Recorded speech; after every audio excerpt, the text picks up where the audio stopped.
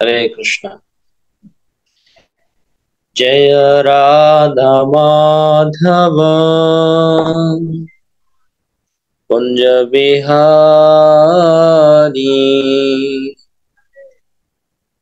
जय गोपी जन वल्लभा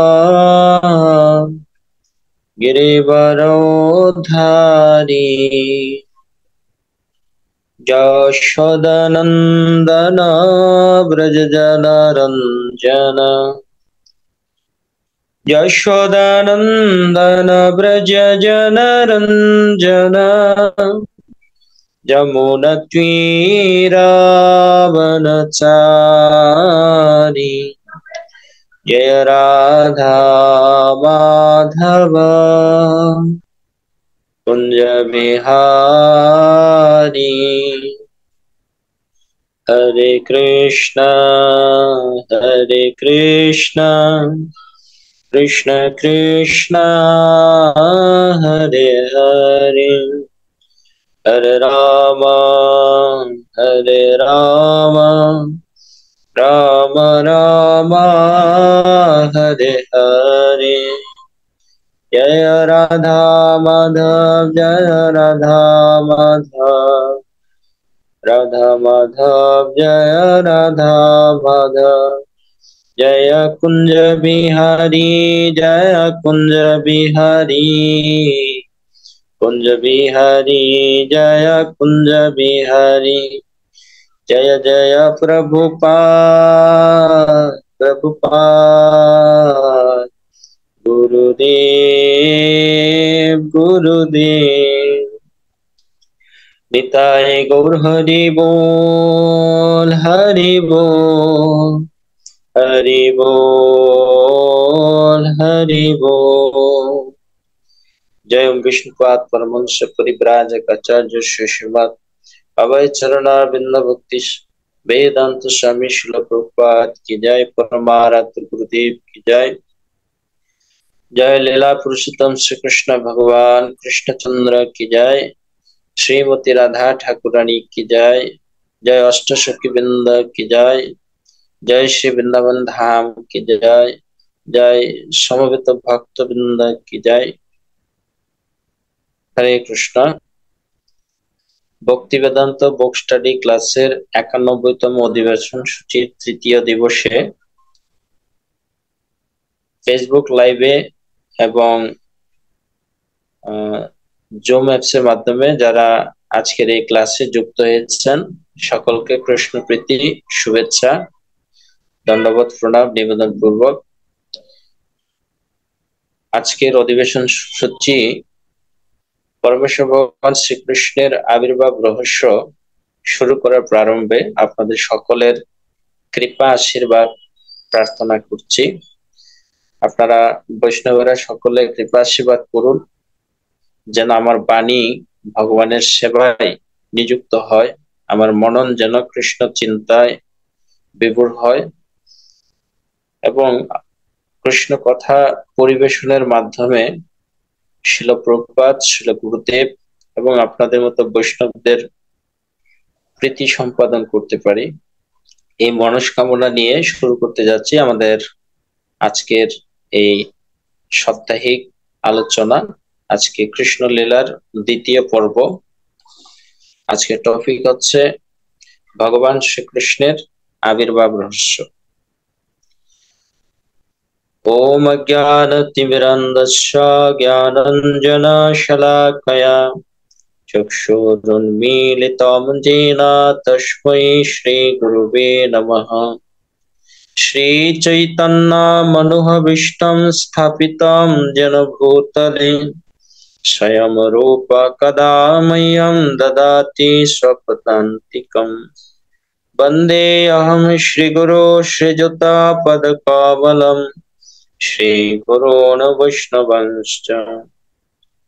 श्रीरूपं साग्रजातं सहगण रघुनाथान्वितं तं सजीवं साद्वैतं सावधूतं परिजनसहितं कृष्ण चैतन्य देवं श्री राधा कृष्ण पदं सहगण ललिता श्रीविशाखानितंश्च नमो विष्णुपादाय कृष्णपृष्ठाय भूतले श्रीमते भक्तिवेदांत स्वामिनित्य नामिने नमस्ते सरस्वती देवी प्रणमामि प्रचारिणे निर्विशेष शून्यवादी पश्चात्देशतारिणे वंशकल्पतरुश्च कृपासिन्धो वैव च पतितानं पावनेभ्यो वैष्णवेभ्यो नमो नमः। हे कृष्ण करुणा सिन्धो दीनबन्धो जगत्पते गोपेश गोपिकान्त राधाकान्त नमस्तुते। तप्त कांचन गौरांगी राधे वृंदावनेश्वरी विश्वभानुसुते देवी प्रणमामि हरिप्रिये। कृष्णाय वासुदेवाय देवकीनन्दनाय च नन्दगोपकुमाराय गोविन्दाय नमो नमः। जयतां श्रुतपङ्गो मम मन्दामतर्गति मत्सर्वस्य पदाम्बुज राधामदनमोहनौ दिव्याद्वृन्दारण्यकल्पद्रुमदः श्रीमद्रत्नागरो सिंहासनस्तु श्रीराधाशिलगोविन्ददिभ्यो पृष्ठलिभिः शिवमानश्वरामि श्रीमन्नरासरसारम्भी वंशीवटतटस्थितौ कर्षणवेणुश्वरै गोपीर्गोपीनाथ श्रिये हस्तुन नारायणं नमस्कृत्य नरं चैव नरोत्तमं देवीं सरस्वती व्यासं ततो जयमुदीरये। मूकं करोति वाचालं पङ्गुलङ्घयति गिरिं यत्कृपातमहं वन्दे परमानन्दमाधवम्। श्रीचैतन्यैश्वरं श्रीगुरुदीनतारिणम्। हरे कृष्ण। तो गत सप्ताहे আমরা কৃষ্ণের লীলার সংক্ষিপ্ত সার বর্ণনা করেছিলাম। আজকে আমরা ভগবান শ্রীকৃষ্ণের আবির্ভাবের কিঞ্চিত রহস্য উদ্ঘাটন করার চেষ্টা করব। ভগবান শ্রীকৃষ্ণ এই জগতে আবির্ভূত হওয়ার পেছনে অনেক কারণ থাকে। ভগবান কৃষ্ণ এই জগতে আবির্ভূত হওয়ার যে সমস্ত কারণ বিভিন্ন শাস্ত্রে বর্ণনা করা হয়েছে সেগুলো আমাদের পাঠ করা উচিত, শ্রবণ করা উচিত। বিশেষ করে ভাগবতমে যে বর্ণনা দেওয়া আছে সে গ্রন্থ ভাগবতের ব্যক্তি ভাগবতের কাছ থেকে শ্রবণ করলে আমরা আমাদের ভক্তিকে উত্তরোত্তর সমৃদ্ধ করতে পারবো। যেহেতু পরমেশ্বর ভগবান শ্রীকৃষ্ণের কথা অমৃতময়, যদি কেউ সঠিক স্থান থেকে সঠিকভাবে ভগবানের কথা শ্রবণ করতে পারে তাহলে সে ব্যক্তির ভক্তির পর্যায় উত্তরোত্তর সমৃদ্ধশালী হতে থাকে এবং এক পর্যায়ে সে যথাযথভাবে ভগবানকে তার হৃদয়ে উপলব্ধির মাধ্যমে তার হৃদয়ে ভগবানকে স্থাপন করতে পারে। যে কথা ভগবত গীতাতে ভগবান কৃষ্ণ বলছেন, জন্ম কর্ম চমে দীপম এবং জ্যোতি তত্ত্বত তেক্তা দেহম পুনর্জন্ম নৈতি মামিতি সো অর্জুন। হে অর্জুন, আমার এই প্রকার জন্ম কর্ম তীব্র এই তত্ত্ব যিনি যথাযথভাবে জানেন, তাকে আর দেহত্যাগ করার পর পুনরায় জন্মগ্রহণ করতে হবে। ভগবানের আবির্ভাব নিতান্তই আমাদের মতো এই জড়জগতে আবদ্ধ জীবদের জন্য অত্যন্ত কল্যাণময়। আমরা যতই ভগবানের এই দিব্য লীলার কথা শ্রবণ এবং কীর্তন করব, যতটা স্মরণ করব, ততই আমাদের পারমার্থিক প্রগতি বৃদ্ধি পেতে থাকবে। আত্মারাম ব্যক্তি যারা সর্বদা যারা এই জড় জগতের কোন প্রকার আনন্দ গ্রহণে উৎসুক না, যারা সবসময় চিন্ময় আনন্দে বিভোর থাকেন, সেই সমস্ত ব্যক্তিরা ভগবানের এই অপ্রাকৃত লীলা মাধুরী শ্রবণ করে থাকেন। ভগবানের অপ্রাকৃত লীলা কীর্তন তাদেরকে পর্যন্ত আকর্ষণ করে থাকে।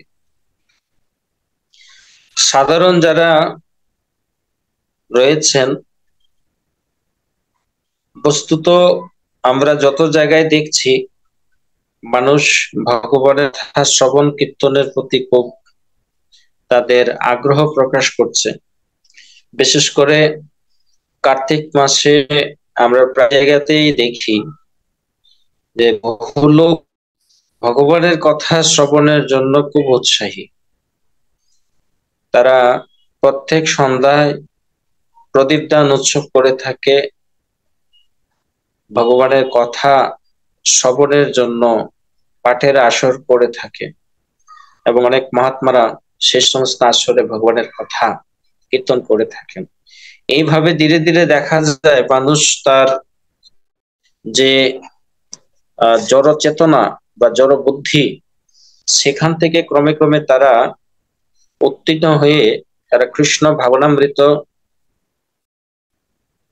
গ্রহণ করেন এবং ভগবান কৃষ্ণের প্রীতিবিধানের জন্য, ভগবানের সেবা করার জন্য তারা তৎপর।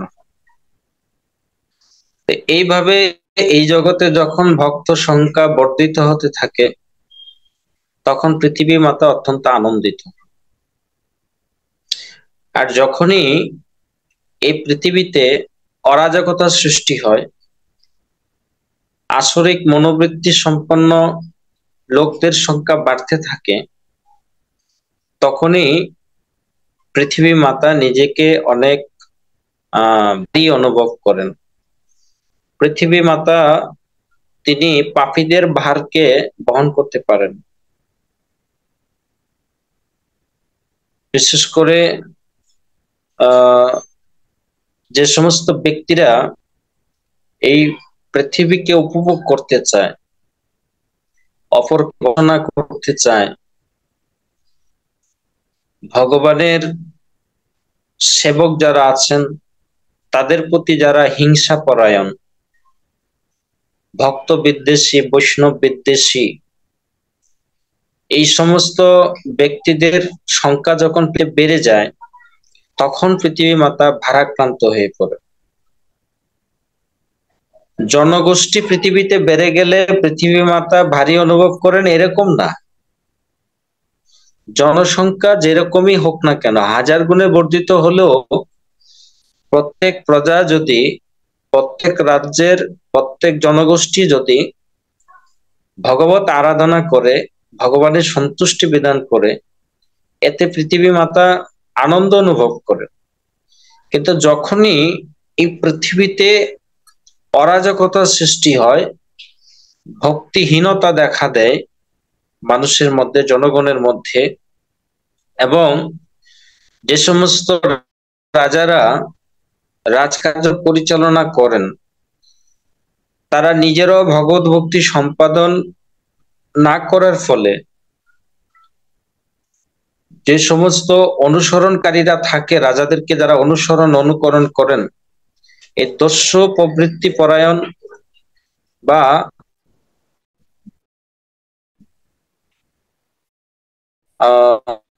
যোগ্যতাহীনদের রাজসনে না হওয়ার ফলে এই পৃথিবী মাতা সেই সমস্ত পাপী লোকদের ভারে ভারাক্রান্ত হয়ে পড়ে। প্রত্যেকটা ভগবত লীলাতে ভগবান কৃষ্ণ যখন আসবেন, ঠিক সেই সময়ই পৃথিবী মাতা তিনি এই ভারাক্রান্ত শরীর নিয়ে বা তার পৃথিবীর এই দুর্দশা তিনি অবলোকন করে তিনি প্রতিবারই তিনি লোকপিতা ব্রহ্মার শরণাপন্ন হন।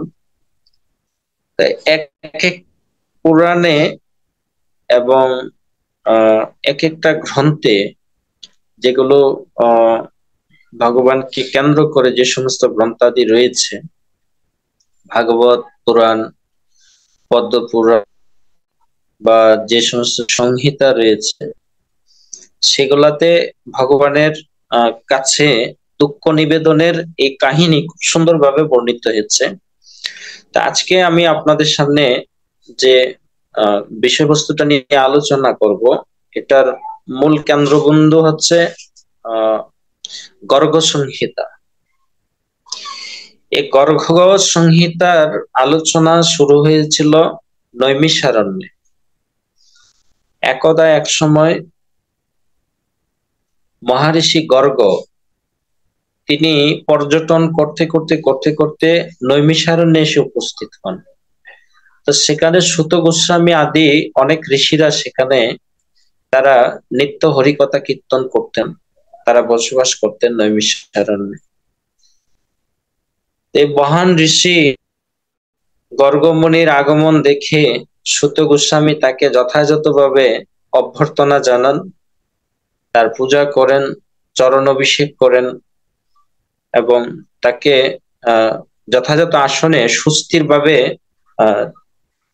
অধিষ্ঠিত হওয়ার পর তাকে গিয়ে যথাযথভাবে তার চরণ বন্দনা পূর্বক তাকে প্রশ্ন জিজ্ঞাসা করেন এবং সমস্ত ঋষিদের হয়ে বলতে থাকেন যে আমাদের কল্যাণের জন্য কৃপাপূর্বক আপনি পরমেশ্বর ভগবানের লীলা মহিমা বর্ণনা করেন। তো সুত গোস্বামীর প্রার্থনায় এই গর্গ ঋষি তিনি বলতে শুরু করেন যে এক সময় মহারিষি নারদ তিনি ভ্রমণ করতে করতে করতে করতে মিথিলা প্রদেশে জনকপুরীতে তিনি উপস্থিত হন। তৎকালীন যে রাজা ছিলেন সেই রাজার নাম ছিল বহুলাস্য। সে বহুলাস্য নারদ ঋষির যথাযথ অভ্যর্থনা করে তার পূজা বন্দনাদি করে তো তিনি তার আত্মকল্যাণের জন্য, প্রজা কল্যাণের জন্য নারদ ঋষিকে ভগবানের মহিমা কীর্তন করতে অনুরোধ করেন। তার দ্বারা প্রার্থিত হয়ে নারদ মুনি তিনি রাজা বহুলাস্যকে এই সমস্ত কৃষ্ণ লীলার বিবরণ শোনাতে শুরু করে। তো সেখানে দ্বিতীয় অধ্যায়ে বর্ণনা করা আছে এক সময় পৃথিবী মাতা অত্যাচারী, পাপী, দুরাচারী রাজা এবং প্রজাদের ভারে ভারাক্রান্ত হয়ে অত্যন্ত বেদনায় কাতর হয়ে প্রপীড়িত হয়ে তিনি একটি গাভী রূপ ধারণ করে পিতামহ ব্রহ্মা তার কাছে গিয়ে তিনি উপস্থিত হন এবং সেখানে উপস্থিত হয়ে তিনি তার দুঃখের কথা তাকে বলতে শুরু করেন। তো সুমেরু পর্বতের শিখরে দেবতাদেরকে নিয়ে ব্রহ্মা মিটিং করছিলেন। তো ওই সময় পৃথিবী মাতাকে, বসুন্ধরা মাতাকে ব্রহ্মার সেই সভায় উপনীত হতে দেখে ব্রহ্মা তার অন্যান্য আলোচনাকে স্থগিত করে পৃথিবী মাতার অশ্রুপূর্ণ নয়ন অবলোকন করে তাকে বলতে লাগলেন, হে দেবী, আপনি এই সভাতে কেন পদার্পণ করেছেন, দয়া করে তা আমাদের বলুন। তো পৃথিবী মাতা তার দুঃখের কথা বর্ণনা করতে শুরু করলেন। এই পৃথিবী মাতার দুঃখের কথা শুনে যে বললেন, তোমার যে সমস্যা এ তো আমি সমাধান করতে পারবো না। এক কাজ করি, আমি তোমাকে সহ সমস্ত দেবতাদেরকে নিয়ে চলো আমরা ভগবান বিষ্ণুর কাছে যাই। তো শিব, ইন্দ্র আদি যে সমস্ত দেবতারা আছেন সকলকে নিয়ে এই লোকপিতা ব্রহ্মা, প্রজাপতি ব্রহ্মা, তিনি যেখানে ভগবান বিষ্ণু রয়েছেন এই ব্রহ্মাণ্ডে, সেই ক্ষীর সাগরের কাছে তিনি ক্ষীরোদক সেই বিষ্ণুর কাছে গেলেন। আমি যে কাহিনীটা বলছি এটা অনেকটা ভাগবতম এবং গর্গ সংহিতার সমন্বয় রেখে। তো ক্ষীর সমুদ্রে পাড়ে গেলে তারা সেখানে গিয়ে নিমজ্জিত হলেন সকলে।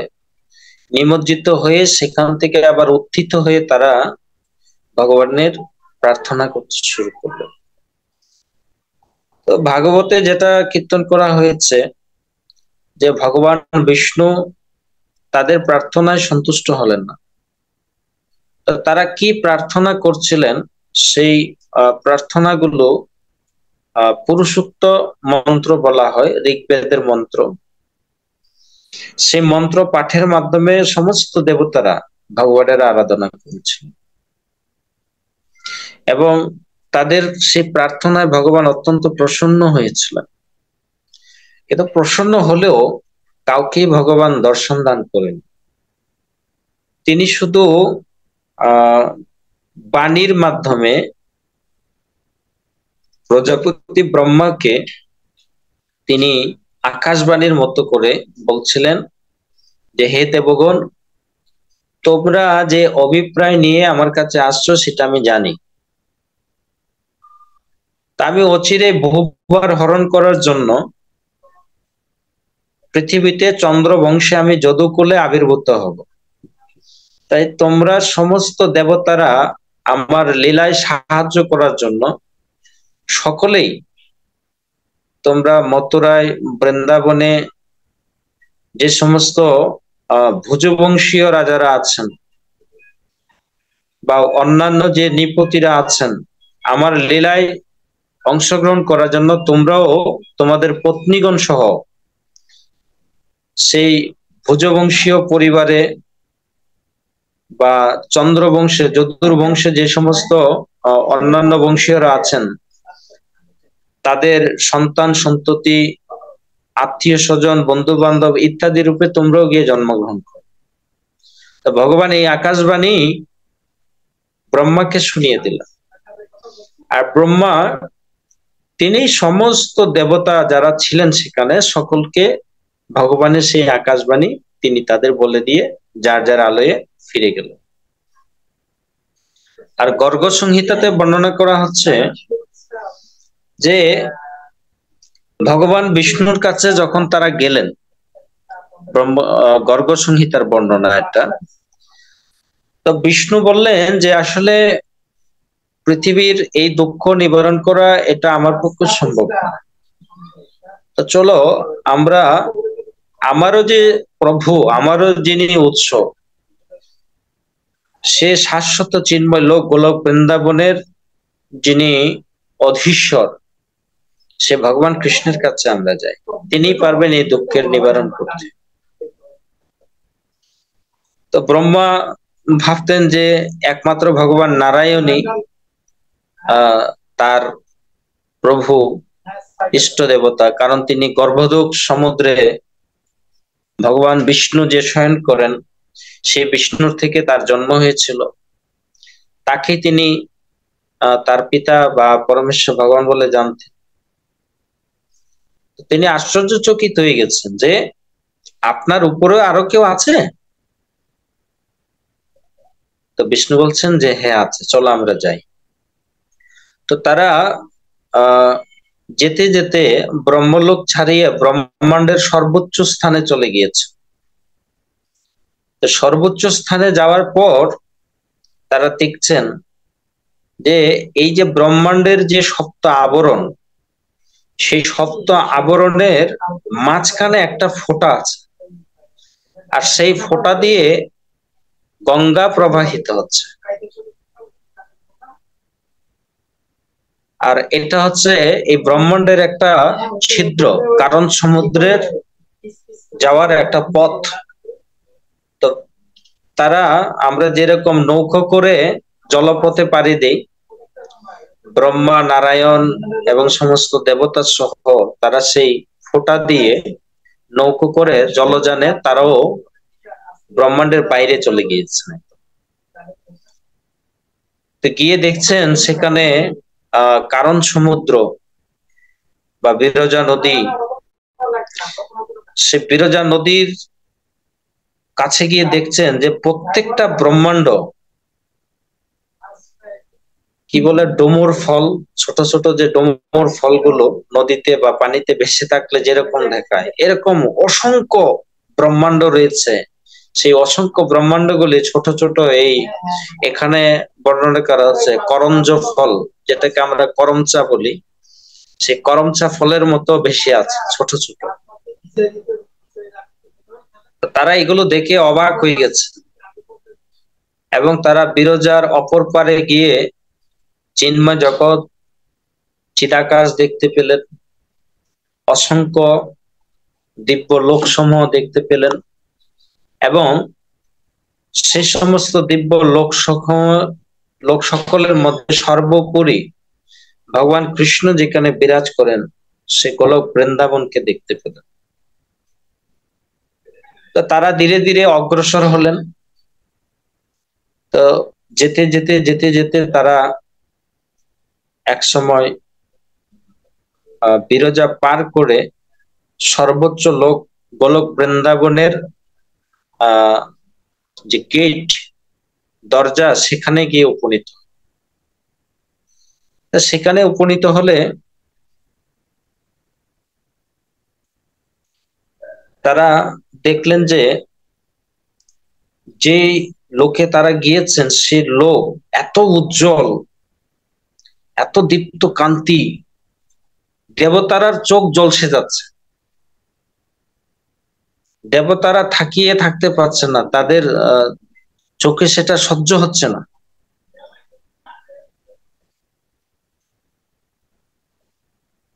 তো ভগবান নারায়ণ বললেন যে, হে দেবগণ, তোমরা পরমেশ্বর ভগবানের প্রার্থনা করো, আরাধনা করো। ভগবান প্রসন্ন হলে তোমরা সেই চিন্ময় জগৎকে দেখতে পাবে, নয়তো সম্ভব নয়। তো সমস্ত দেবতারা ব্রহ্মা সহ সকলেই ভগবানের কাছে প্রার্থনা করলেন। তো প্রার্থনা করার ফলে তারা দেখলেন যে ভগবান অনন্ত শেষ, তার ক্রোড়ে তিনি এই গোলক বৃন্দাবনকে ধারণ করে আছেন। তো তারা ধীরে ধীরে অগ্রসর হলেন। তো তীরবর্তী স্থানে যাওয়ার পরে তারা যমুনাকে দেখতে পেলেন, গোবর্ধন দেখতে পেলেন, এবং গাভীদের দেখতে পেলেন। গোলক বৃন্দাবনে যে অধিবাসী কৃষ্ণের সখী এবং কৃষ্ণের সখা, তাদেরকে দেখতে পেলেন। এবং সেখানে অনেকগুলো বন, দাত্রিংশ বন, মানে 32টা বন তারা দেখলেন। যমুনাকে দেখলেন, এবং তারা ধীরে ধীরে দেখতে পেলেন যে নিকুঞ্জ বনের মধ্যে এক বিশাল বটবৃক্ষ, চিন্ময় বটবৃক্ষ, সেখানে কৃষ্ণের চিন্ময় গাভীরা দৌড়াদৌড়ি করছে, ছোটাছুটি করছে। সেখানে এক বিশাল পদ্ম রয়েছে, সহস্রদল পদ্ম, তার উপরে রয়েছে ষোড়শদল পদ্ম, ষোড়শদলের উপর রয়েছে আবার অষ্টদল পদ্ম, সেই অষ্টদল পদ্মের উপর ভগবান কৃষ্ণ। তো এর আগে তারা গোলক বৃন্দাবনে প্রবেশ করার আগে তারা যখন গেটে আসলেন, তো গেটে আসলে পরে গেটের পাহারায় দুজন পার্শ্বদ ছিলেন ভগবানের। তারা জিজ্ঞাসা করলেন যে, আপনারা কারা, কোথায় যেতে চাইছেন? তারা উত্তর দিল, ব্রহ্মা বললেন, আমি ব্রহ্মা, ইনি হচ্ছেন দেবরাজ ইন্দ্র। আমরা যারা ভগবানের আদেশে পৃথিবীর বা পুরো ব্রহ্মাণ্ডের বিভিন্ন নিয়ন্ত্রণের বিভাগে আমরা ভগবানের আদেশে সেবা করছি। তো এই প্রশ্নের উত্তর শুনে একজন গোপীকে গিয়ে বললেন যে এরকম এরকম কয়েকজন আসছেন। তো তিনি ভিতরে গিয়ে ভগবানকে খবর শোনালেন। আবার তিনি ফেরত এসে বললেন যে ভগবান জিজ্ঞাসা করছেন যে আপনি কোন ব্রহ্মা। তো যে ব্রহ্মাকে জিজ্ঞাসা করছে যে আপনি কোন ব্রহ্মা, তো ব্রহ্মা তো অবাক হয়েছে, আরে কি বলে, আমি ছাড়া কি আরো কোনো ব্রহ্মা আছে নাকি? আমি তো জানি আমিই ব্রহ্মা, আমি ছাড়া তো আর কোনো ব্রহ্মা নাই। এই গোপী কি বলছে? তখন এই গোপিনী একটা শাটারিং দিছে যে তোমরা দেবতারা সবসময় তোমাদের নিজেদের জন্মভূমি, নিজেদের আলোয়, নিজেদের কর্মক্ষেত্র এগুলা নিয়ে ব্যস্ত থাকো। তা তোমাদের অতীত আর কোনো কারণ আছে কিনা, বা তোমাদের সিনিয়র আর কেউ আছে কিনা, জুনিয়র আর কেউ আছে কিনা, সেগুলো নিয়ে তোমরা কোনো চিন্তা করো। এই তোমরা সবসময় এই ধরনের ভোগ বিলাসে মত্ত থাকো। এই তোমাদের জড় বুদ্ধি কবে যে নির্বাপিত হবে, এরকম কিছু কটুকতা, কটুবাক্য শুনিয়ে দিলেন ব্রহ্মা। সেই গোপিনী এইরকম শাটারিং খেয়ে ব্রহ্মা এবং সমস্ত দেবতারা মাথা নিচু করে দাঁড়িয়ে আছে। তো ভগবান নারায়ণ সেটা লক্ষ্য করলেন যে দেবতারা তো অবস্থা খারাপ, এরা ঢুকবে কি করে, এরা তো এদের আইডেন্টিটি দেখাইতে পারতেছে না, এরা যে আহ কোন দেশের সিটিজেন বা কোন দেশের নাগরিক ওইটাই এরা ঠিক করে বলতে পারতেছে না। তখন নারায়ণ বললেন সেই চন্দ্রাননা সখীকে যে আপনি গিয়ে বলুন যে ভগবান কৃষ্ণ অবতারে তিনি কৃষ্ণগর্ভ রূপে যে ব্রহ্মাণ্ডে আবির্ভূত হয়েছিলেন, এবং যেই ব্রহ্মাণ্ডে তিনি ভগবান বামনদেব রূপে লীলা করে ব্রহ্মাণ্ডকে ছিদ্র করেছিলেন, সেই ব্রহ্মাণ্ডের ব্রহ্মা আপনার সাক্ষাৎকার লাভের আকাঙ্ক্ষা করছে। তো গোপিনী সন্তুষ্ট হলেন, চন্দ্রাননা গোপী। তিনি গিয়ে বললেন ভগবানকে। তা ভগবান বললেন যে ঠিক আছে, আসতে বলো। তো তারা সকলে গেলেন। তো গিয়ে আমি পূর্বে যেটা বলছিলাম, তারা ভগবানের আরাধনা করেন এবং ভগবানের স্তুতি করেন। তো ভগবান বিষ্ণু বলছেন, দেখো তোমরা কেন আসছো সেটা আমি জানি, সেটা আমি জানি, আমাকে বলতে হবে না। আমি শীঘ্রই, অতি শীঘ্রই আমি পৃথিবীতে অবতরণ করব, এবং তোমরা যে সমস্ত দেবতারা আছো তোমরা সকলে আমার লীলায় সাহায্য করার জন্য তোমরা গিয়ে যদুকুলে আবির্ভূত। তো ভগবান এই কথা বলতেই রাধারানীর মনের ভিতর শঙ্কা উঠে গেল যে ভগবান কৃষ্ণ চলে যাবেন, আমি এখানে একা পড়ে থাকবো, এ কি করে সম্ভব? রাধারানী মূর্ছিত হয়ে পড়ে গেল। তা ভগবান কৃষ্ণ রাধারানীর সংজ্ঞা ফিরিয়ে রাধারানীকে বলছেন যে রাধে, তুমি বিচলিত হচ্ছে কেন? আমার এই বোবার হরণ লীলায় আমি তোমাকেও নিয়ে যাব। রাধারানী বলছেন যে না, আমি যাব না। কেন যাবে না?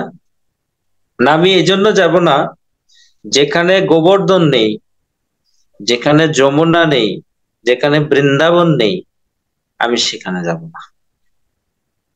কৃষ্ণ বলছেন যে না, ঠিক আছে।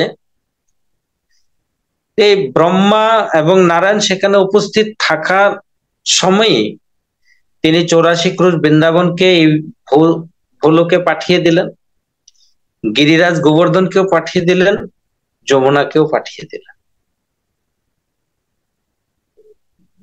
তখন রাধারানী খুশি হয়েছেন যে না, এবার তাহলে আমি কৃষ্ণের সাথে যাই। এখন ব্রহ্মার মনে মনে একটা শঙ্কা রয়ে গেছে। তা ভগবানকে নানান স্তব স্তুতি করার পর ভগবানকে জিজ্ঞাসা করছেন যে ভগবান, আমি যখন গোলক বৃন্দাবনে প্রবেশ করতে চাইছিলাম, গেটের দারোয়ান আমাকে বলছিলেন যে আমি কোন ব্রহ্মা?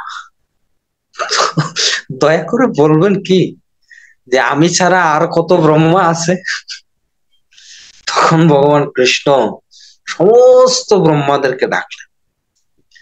তো আমাদের এই ব্রহ্মাণ্ডের ব্রহ্মা তো ওই ব্রহ্মাদেরকে দেখে পুরা হতবাক হয়ে থাকিয়াছে। হ্যাঁ, আমাদের ব্রহ্মার তো মাত্র 4 মাথা, তাদের 10 মাথা, 20 মাথা, 50 মাথা, শত মাথা, সহস্র মাথা, অযুত মাথা, লক্ষ মাথা, নিযুত মাথা, কোটি মাথা, অনন্ত মাথা। মানে একটা কথা হবে না, যার মাথা আছে তার মাথা ব্যথাও আছে, এবং যার যত মাথা মোটা তার তত জ্ঞান বেশি, যার যত মাথা বেশি তার তত বুদ্ধি বেশি। তো ব্রহ্মা চিন্তা করলেন, এত বড় বড় মাথাওয়ালা ব্রহ্মাগুলা রয়ে গেছে, আর আমি তো মনে করছিলাম আমি মনে হয় সবচেয়ে বড় ব্রহ্মা। তো ব্রহ্মা আন্দাজ করলেন থেকে বড় বড় ব্রহ্মারাও রয়েছেন। তো তার সংশয় দূর হলো, ব্রহ্মার সংশয় দূর হলো এই সমস্ত ব্রহ্মাদেরকে দেখে। শুধু এটাই দেখলেন না, ব্রহ্মা তিনি দেখতে পেলেন যে ভগবান কৃষ্ণের শরীরে এই জগতে যত সমস্ত অবতারেরা আসেন, লীলা করেন, যে সমস্ত অবতারেরা, যেরকম ভগবান বরাহদেব, বামন দেব, নরসিংহদেব, নরনারায়ণ ঋষি আদি যত সমস্ত অবতার আছে, এক একজন করে ভগবান কৃষ্ণের শরীরে গিয়ে বিলীন হয়ে যাচ্ছে। মানে ব্রহ্মাকে এটা বোঝালেন যে আমি হচ্ছি সর্বেশ্বর, আমি হচ্ছি পরমেশ্বর, আমি হচ্ছি সমস্ত অবতারের অবতারী, আমার থেকেই সমস্ত জগতের উৎপত্তি, নিষ্পত্তি, প্রলয়, বিনাশ, পালন, সৃষ্টি, সংহার সবকিছু আমার থেকেই হয়। যেরকম ভগবত গীতায় আমরা একটা শ্লোকে পড়ি, অহম সর্বস্ব প্রভব মত্থ সর্বম প্রবর্ততে ইতিমত্তা ভজন্তে মাম বুধভাব সমন্বিত। যে আমি চেতন এবং চিন্ময় জগতের সবকিছুর উৎস, সবকিছুই আমার থেকে প্রবর্তিত হয়। সেই তত্ত্ব অবগত হয়ে ভক্তগণ বা পণ্ডিতগণ আমার আরাধনা করে থাকে। আপনারা যারা ভক্ত রয়েছেন, আপনারা সেই তত্ত্ব জানেন যে পরমেশ্বর ভগবান শ্রীকৃষ্ণ হচ্ছেন পরাৎপর পরমেশ্বর, তিনি হচ্ছেন সুপ্রিম অথরিটি। ভগবান কৃষ্ণের উপর আর কেউ নেই, ভগবান কৃষ্ণের কেউ জন্মদাতা নেই, ভগবান কৃষ্ণের কোনো নিয়ন্ত্রক নেই, ভগবান কৃষ্ণকে কেউ শাসন করুক এরকম কোনো ব্যক্তি নেই।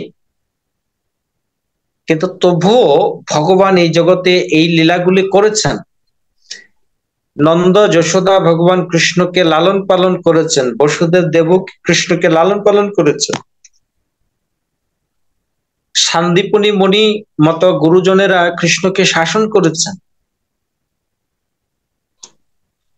ভগবানের সখারা কৃষ্ণকে নিয়ন্ত্রণ করেছেন, তাদের তারা কৃষ্ণের কাঁধে চড়েছেন পর্যন্ত, কৃষ্ণের সাথে খেলা করেছেন। তো বহুবিধ লীলা ভগবান এই জগতে করেছেন। সাধারণ মানুষ যারা, যেরকম ভগবত গীতার 15 অধ্যায়ে বর্ণনা করা আছে, নমাম দুষ্কৃতিন মোরাহা প্রপদ্যন্তে নরাধমা মায়া অপরিত জ্ঞানা আসুরম ভাবম আশ্রিতা। এই ধরনের ব্যক্তিরা কখনো ভগবানকে মানতে চায় না, ভগবানের কাছে আত্মসমর্পণ করে না। মূঢ়, নরাধম, মায়ার দ্বারা যাদের জ্ঞান অপরিত হয়ে গেছে এবং যারা আসরিক ভাব সম্পন্ন, এরা কখনো ভগবানের শরণাগত করে হয় না, ভগবানকে সর্বেশ্বর, ভগবানকে তাদের আরাধ্য দেব হিসাবে গ্রহণ করতে চায়। আর 4 ধরনের সুকৃতিবান মানুষেরা ভগবানের আরাধনা করে: আর্ত, অর্থাৎ জিজ্ঞাসু এবং জ্ঞানী। আর্ত হয়ে ভগবানের শরণাপন্ন হয়েছিলেন এরকম দৃষ্টান্ত আমরা পাই, যেরকম গজেন্দ্র, ভাগবতী কাহিনী বর্ণনা করা আছে যে তিনি প্রাণ বাঁচানোর জন্য বা বিপদ থেকে রক্ষা পাওয়ার জন্য আকুল ভাবে ভগবানের প্রার্থনা করেছিলেন। প্রথমে তো কয়েক হাজার বছর হাতির সাথে আহ কুমিরের যুদ্ধ হলো। শেষে যখন দেখলো এই গজেন্দ্র হাতি যে সে আর পারবে না, তখন সে সেই সরোবর থেকে একটা ফুল তুলে নিয়ে আরতি ভরে ভগবানের কাছে প্রার্থনা করেছে, আর্তনাদ করেছে। ভগবান তাকে রক্ষা করেছে। অর্থাৎ কিছু লাভের আশায় যারা ভগবত ভক্তিতে যুক্ত হয়েছে, যেরকম আমরা ভাগবত থেকে বা বিভিন্ন পুরাণ থেকে যে দৃষ্টান্ত নিতে পারি, ধ্রুব মহারাজ, তিনি কিছু লাভের আশায় ভগবানের আরাধনা করেছেন। ক্ষত্রিয় কুলের সন্তান ছিলেন। তার বইমাতা বলছিলেন যে তুমি যদি তোমার পিতার কুলে বসতে চাও, তাহলে পরের জন্মে আমার পেট থেকে তোমার জন্ম নিতে, আমার সন্তানে আসতে হবে, নাহলে তুমি বাবার কুলে বসতে পারবে না। তো তার সে জিদ, বাবার কুলে যে বসতে পারলো না, এই যে জিদ, এই জিদ তিনি গ্রহণ করে তার মার কাছে এসে যখন বলছিলেন, তখন তার মা বলছিলেন যে বাবা ঠিকই আছে, তোমার মা ঠিকই বলছে, বাবার কুলে বসতে গেলে তোমাকে ভগবানের আরাধনা করতে হবে। তো বাবার থেকেও যেন বেশি বড় রাজত্ব তিনি লাভ করতে পারেন, সে জিদ নিয়ে তিনি ভগবানের আরাধনায় যুক্ত হয়েছিলেন। যদিও ভগবানের দর্শনের পরে আহ একটা শ্লোক শিলা প্রভুপাদ ধ্রুব মহারাজের কাহিনীতে একটা নোটে দিয়েছেন, যে ধ্রুব মহারাজ বলছেন যে আমি কাচের টুকরা খুঁজতে এসে হীরা পেয়েছি। স্বামীর কৃতার্থ অস্মি বরং ন যাচ্ছে, যে আমি এখন কৃতার্থ, তোমার দর্শনে আমি কৃতার্থ। আরে কি ভৌতিক জগতের ধন সম্পদ, আমার আর এগুলোর কোনো ইচ্ছেই নেই। হে ভগবান, আমি সম্পূর্ণরূপে কৃতার্থ, আমার এখন এগুলোর প্রয়োজন নেই। কিন্তু তবুও ভগবান তাকে কি করেছিলেন না, এই পৃথিবীকে শাসন করার জন্য আদেশ করেছিলেন। এবং তিনি যখন এই পৃথিবী থেকে চলে যাবেন, তো মৃত্যুর দেবতা সাক্ষাৎ তার সামনে প্রকট ছিল। তো ভগবান বিষ্ণু যখন রথ পাঠালেন ধ্রুবলোকে যাওয়ার জন্য, তো সাক্ষাৎ যে মৃত্যুর দেবতা, তার মাথায় মৃত্যুর দেবতা নত মস্তকে তার আহ কাছে বিনয় সহকারে বলছেন যে আপনি তো এই জগৎ ছেড়ে চিন্ময় জগতে যাবেন, তো সকলকেই মৃত্যুকে গ্রহণ করে যেতে হয়। তা আমি সেই মৃত্যুর দেবতা, আপনি দয়া করে আমার মস্তকে পদাঘাত করে আপনি বৈকুণ্ঠের বিমানে আরোহণ করুন। তো মৃত্যুর দেবতার মস্তকে পা রেখে তিনি বৈকুণ্ঠের বিমানে চড়ে গিয়েছিলেন। এবং যাওয়ার সময় আমরা দেখেছি ধ্রুব মহারাজের মায়ের কথা মনে হয়েছিল। তখন বিষ্ণুদূতেরা বলছিলেন যে আপনি সামনে অগ্রসর হন, চিন্তা করবেন না, আপনি পিছন দিকে তাকিয়ে দেখুন, আরেকটি দিব্য বিমানে আপনার মাও আপনাকে অনুসরণ করছে। তো প্রভুপাদ একটা সুন্দর তাৎপর্য ওখানে উল্লেখ করেছেন, যে কখনো কখনো শিষ্য পারে তার গুরুকে পর্যন্ত উদ্ধার করতে, এই দৃষ্টান্তটি দিয়ে, যে শিষ্য যদি ওই রকম পাওয়ারফুল হয়, তাহলে শিষ্যেরও ক্ষমতা থাকে তার গুরুকে পর্যন্ত সে উদ্ধার করতে পারে। এই জন্য সুযোগ্য সন্তান বা সুযোগ্য শিষ্য বানানো অত্যন্ত লাভদায়ক। শিল প্রভুপাদ প্রায় সময় বলতেন, যে আমার গুরু মহারাজ বলতেন, এই যে আমি দিন রাত কৃষ্ণ কথা বলছি, দিন রাত গ্রন্থ লিখছি, আমার সারা জীবনের প্রয়াস দিয়ে, আমার সমস্ত জীবনের পরিশ্রম দিয়ে একজনও যদি শুদ্ধ ভক্ত হয়, একজন, তাও আমি মনে করবো আমার পরিশ্রম সার্থক। তো এটা আমাদের পূর্বতন আচার্যদের শিক্ষা। আপনারা যারা কৃষ্ণ ভক্তি প্রচার করছেন বা ভবিষ্যতে আরো জোরালো ভাবে কৃষ্ণ ভক্তি প্রচার করবেন গুরুদেবের আজ্ঞা নিয়ে, আশীর্বাদ নিয়ে, কখনো বিচলিত হওয়ার কিছু নেই। আমার সারা জীবনের পরিশ্রম দিয়ে একজনও যদি শুদ্ধ ভক্ত হয়, তাতেও গুরু কৃষ্ণ আমার প্রতি সন্তুষ্ট। যে আশা শিল প্রভুপাদ করেছেন।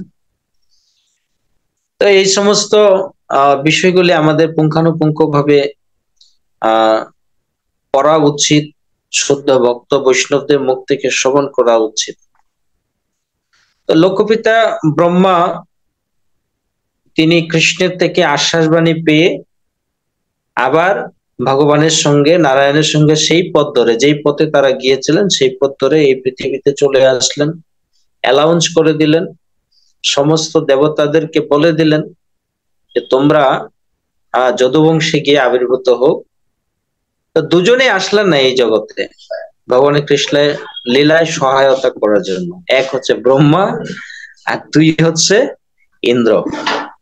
এই দুজন ভগবানের কৃষ্ণের লীলায় আসলেন না, কিন্তু আসলেনও যবে তারা কিন্তু অপরাধ করে বসছে।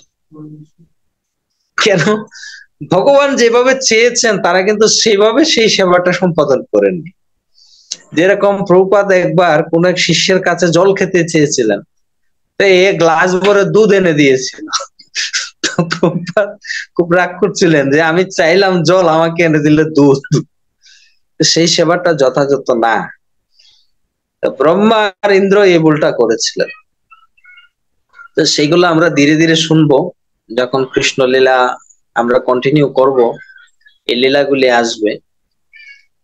তো এই আশ্বাসবাণী পেয়ে সমস্ত দেবতারা আসলেন। দেবতারা, দেবপত্নীরা, তারা সকলে এই পৃথিবীতে অবতরণ করলেন এবং ব্রহ্মা জিজ্ঞাসা করছিলেন যে ভগবান আমি যে যাব, এখানে গর্গ সংহিতা অনুসারে এই বাণীটা আরেকটু ভিন্ন। ব্রহ্মা যখন জিজ্ঞাসা করছিলেন যে কে কোন রূপে এই বৃন্দাবন লীলায় আপনাকে সাহায্য করবে, তো বিশেষ করে কৃষ্ণের যে 16,108 জন স্ত্রীর মধ্যে প্রধান যে 8 জন মহিষী, তাদের তিনি পরিচয় দিয়েছিলেন। এবং কৃষ্ণের যে জ্যেষ্ঠ পুত্র, সেদিন কে যেন আমাকে প্রশ্ন করছিল কৃষ্ণের ছেলের নাম কি, প্রথম ছেলের নাম হচ্ছে প্রদ্যুম্ন। এই প্রদ্যুম্নের ছেলে হচ্ছে অনিরুদ্ধ। আর এই যে অনিরুদ্ধ, এই অনিরুদ্ধ হচ্ছে ব্রহ্মার অবতার। এই ব্রহ্মা আবার তিনি 4টা পর্বত রয়েছে বৃন্দাবনে, পর্বতগুলোর নাম আমার এই জগতে যে আসবেন। তো এই গোলক বৃন্দাবনে রয়েছে ভগবান কৃষ্ণ যে আসবেন এই পৃথিবীতে অবতরণ করবেন। তো অবতরণ করার পূর্বে বৃন্দাবনে একটা মানে গোলক বৃন্দাবনে যেখানে কৃষ্ণ নিত্য বসত করেন, সেখানে ভগবান কৃষ্ণ এক দিব্য লীলা সংগঠিত। আমরা ধীরে ধীরে ক্রমে ক্রমে শ্রবণ করতে প্রয়াসী হব, চেষ্টা করব। তো সেই পর্যন্ত আপনারা সকলে ভালো থাকুন, সুস্থ থাকুন, এই প্রার্থনা ভগবান কৃষ্ণের কাছে, শ্রীমতী রাধা ঠাকুরানীর কাছে করে আজকের মতো আমাদের এই আলোচনা এখানেই সমাপ্ত করছি। হরে কৃষ্ণ কৃষ্ণ কৃষ্ণ হরে হরে, হরে রাম রাম রাম হরে হরে। শিল প্রভুপাদ কি জয়, লীলা ভগবান की जय, समस्त भक्तवृंद की जय, गौर प्रेमानंदे हरि हरि।